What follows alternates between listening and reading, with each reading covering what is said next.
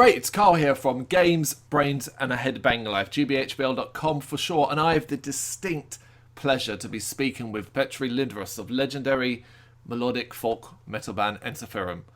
Petri, thank you so much for taking the time to speak with us. How are you doing today? So far, so good. Enjoying my solitude as much as I can. So everything's fine, actually. Yeah.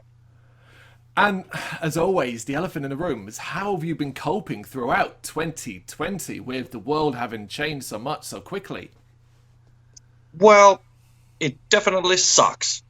I can tell you that. No, there's no point of hiding that one.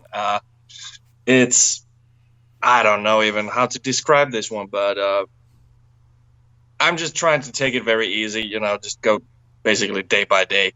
Not make any bigger plans because, nothing holds actually. Everything is changing every couple of weeks, new regulations concerning about this COVID situation. So just try to, sit back, chill out, enjoy. Yeah, that's the important thing. Have you found you've been able to enjoy elements of this can't do anything world? Well, I mainly stay at home. I got no reason to go anywhere because there's kind of like nothing happening anywhere anyway. So just playing a lot of guitars. Netflix is pretty heavily in use, and playing some Xbox every now and then, and I got a sauna at home, so I'm more than comfortable over here. It's good that you're comfortable, but what's been keeping you busy then during lockdown? I mean, obviously a lot of the focus of the first part of the year was on the release of the album, but beyond that, has it just been, as you say, relaxing? Basically, yes.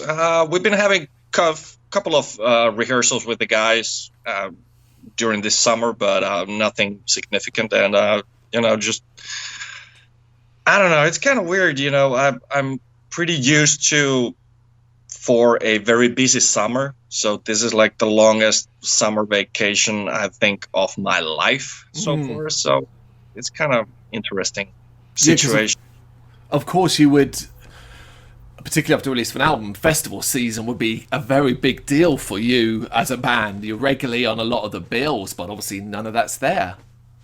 Yeah, we had 16 festival shows canceled for the summer, and right now we're in September, so basically touring would start in a month or two. So, well, right now I can just basically chill out till December. Basically, yeah. Yeah. And of course, time does fly by. As you say, it's already September. It's already been nearly 2 months since the release of Phallus. A pretty monumental release for the band. Would you say, considering it it came out the same year as you've reached 25 years? Well, now that you say that one, yeah. We did not actually even consider that one, but good point. I think it celebrates the 25th birthday pretty good, I think, yeah. I guess the question then is, even though obviously you joined later, did you ever think 25 years, such a feat in music, keeping a band together, was ever possible? Most likely no. I joined the band 2004, so and I was supposed to just cover for that summer of 2004, and right now, like 16 years later, I'm still sitting, and well, it's actually very cool. I think this will be a time to remember all over the world, in a good or a bad way. This is definitely a eye-opening experience for everybody, I guess. Absolutely.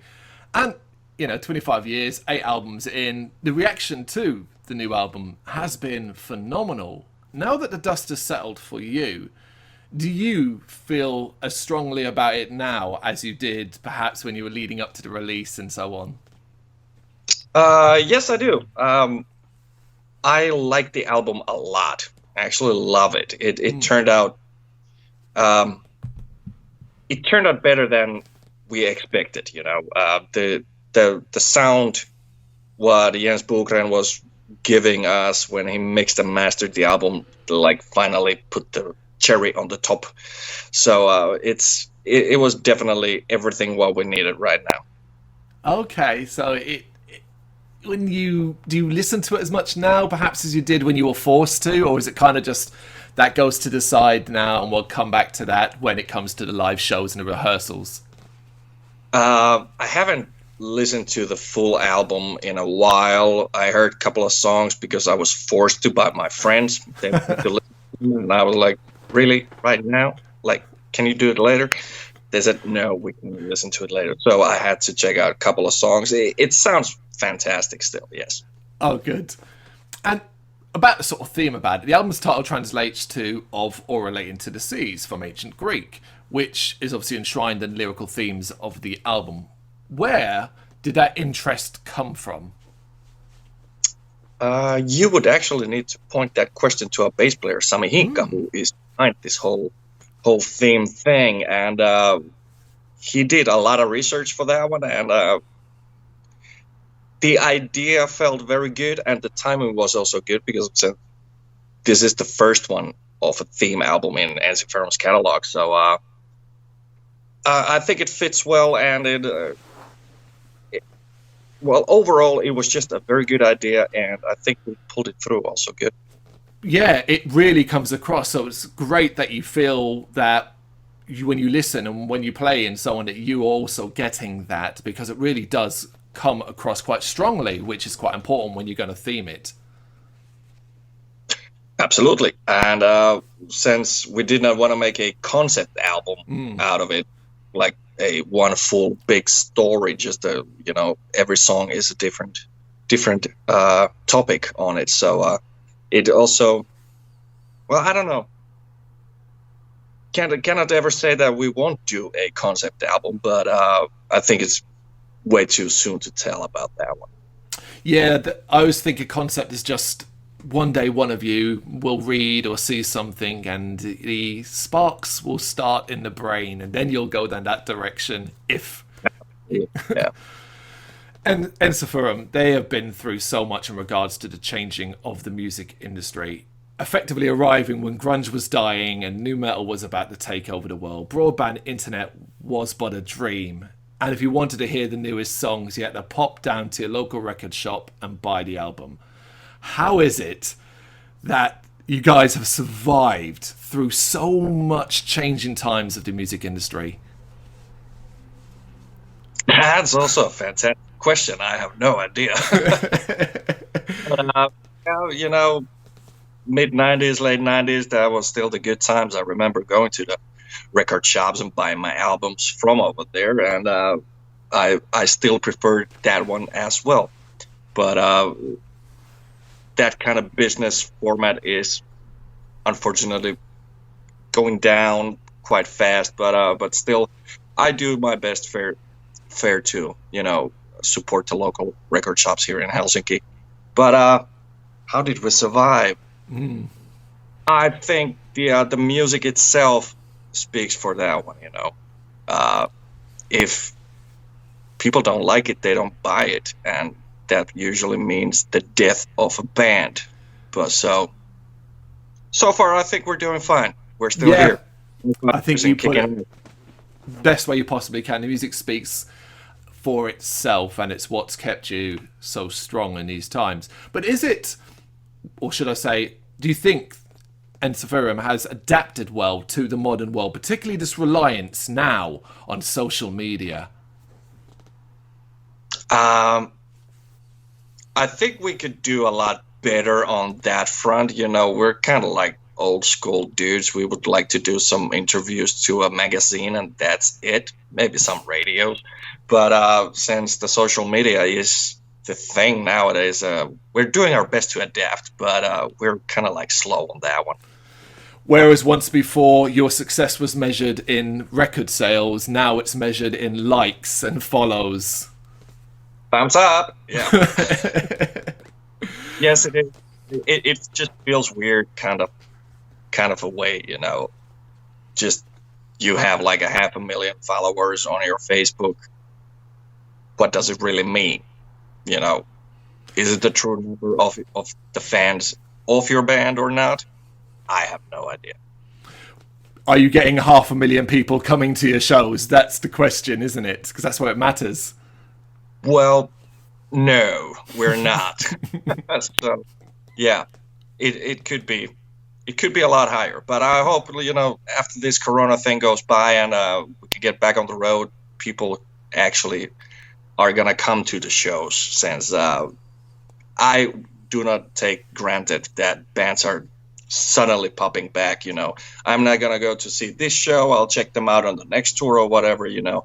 I hope people are gonna pay attention to that one. That when the bands are coming over to the town, what you want to see, you go and see them. Absolutely. And do you think that the wider metal world nowadays is more accepting of the generic term folk metal? That is a good one too. We've been having a lot of fun playing shows all over the world, so I would have to say yes. Because it's not always a style of music that has allowed much growth until the likes of you came along and popularized it to a degree.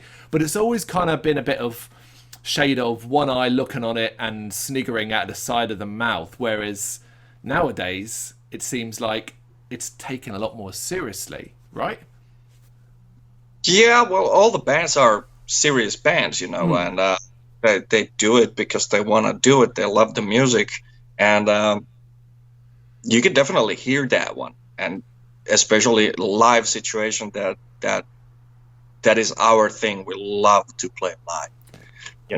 Have a lot of fun on stage, interact with the fans, and just kick the whole show. That is what we do. Yep, I've seen you, so I know you do kick all kinds of ass. Finally, as of right now, is it a matter of just watch this space in regards to what comes next, be it live shows, be it anything Ensiferum are able to do? Well, right now we got kind of like nothing lined up except 2 shows in December here in Helsinki. So those are also like this restricted amount of tickets. We play at Tavastia Club. You can usually pull, I think, like 800-900 people. Now it's 2 shows with 300 people each. So if those ones still work out in December, I'll be a happy boy. Yeah, it'll be a great test if that's the way it's going to be for a while.